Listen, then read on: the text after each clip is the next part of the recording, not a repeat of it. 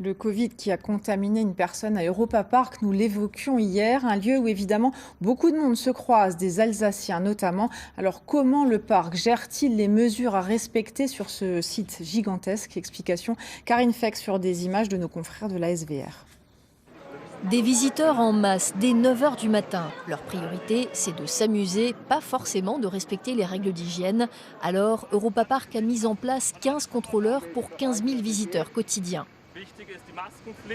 Dans toutes les files, s'il y a un toit, les visiteurs doivent mettre le masque.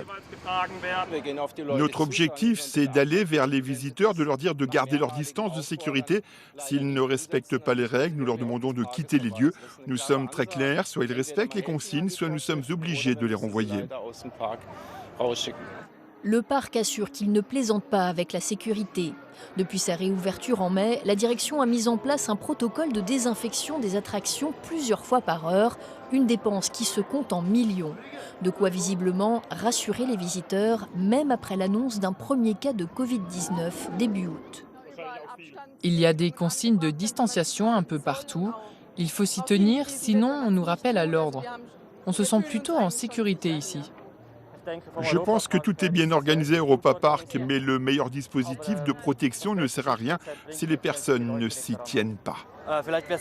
Peut-être qu'il serait utile de placer des panneaux indicateurs à l'entrée des attractions, comme ici par exemple.